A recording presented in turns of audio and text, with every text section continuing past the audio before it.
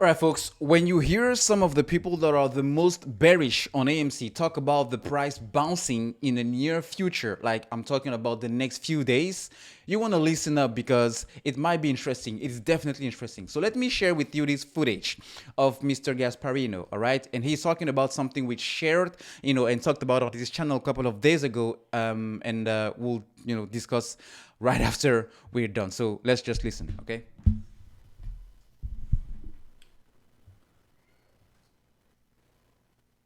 Attempting a comeback today after a comeback yesterday. Rarely do we see two back-to-back days like this. Still got a little couple hours to go, but hope springs eternal. As for meme stocks and whether they're going to be enjoying a turnaround, so far not so much. Charlie Gasparino following all of that. Charlie. Neil, if you put up a one-year chart of AMC, you would see that about this time last year, this thing was heading towards above $70 a share. It is now trading at a little above 12. So it's been a rocky road downward for AMC. The meme stock craze, though, is still big with some investors. They keep holding on. There's lots of chatter on message boards that AMC is going to experience the mother of all short squeezes and go to 1,000 or 100. There's no evidence that that's going to happen, of course. And the stock is easily borrowed, and short squeezes generally don't happen in a rising interest rate environment. But that doesn't mean the stock won't get a pop. And I'll tell you, this is what I'm hearing from my trading sources. On Friday, it's going to be added to the Russell 1000. It barely pierced the minimum market cap to get into Russell 1000 a few, I think, weeks ago, where it was $7 billion or above.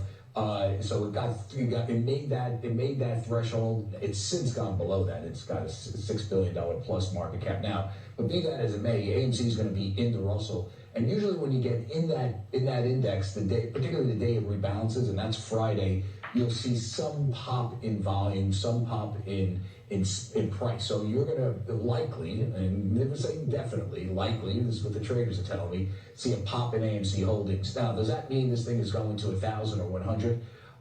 Listen, I never say never, but these are the headwinds for AMC. It's still losing money. Number two, we have a rising interest rate environment, which, by the way, is pretty rough in stocks that are in the Russell, which are generally growth stocks and smaller cap stocks. So if you put that stuff together, it's losing money, higher inflation, meaning ticket prices are high, and popcorn has always been expensive. It's going to be more expensive. It's not the business long term still has real question marks. They bought a gold mine as a hedge. Adam Aaron, the CEO, has said he wants to do other diversifying investments because the theater business is not very good. I mean, he has essentially said that. So long term, this is still questionable.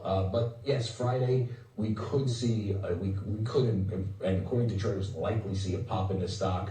But if you think it's going to 1,000 or 100, that's where things get very, very muddled, and there's too many minuses, at least according to sophisticated investors and traders I talk to be hoping on that. But that's where we are right now. Russell rebalance Friday, and take a look at AMC when that happens. Neil, back to you. All right. Lots of things to uncover here, to unpack.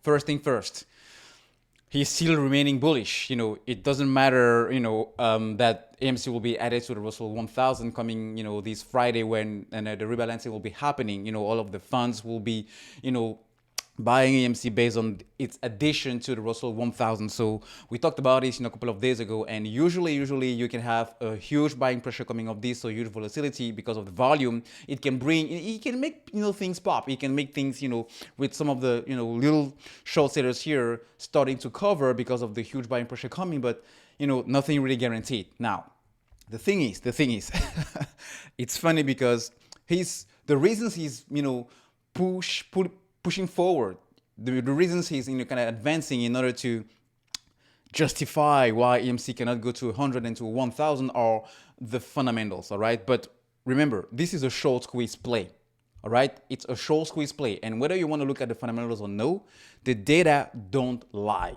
The data and the facts do not lie. Look at the fail to delivers. Look at the amount of, look at the price action based on a thin, tiny volume days such as today and yesterday. Look at the amount of people still buying and holding this, and tell me if as a sophisticated trader, as somebody who is logical with experience on Wall Street, don't see the huge manipulation going on here.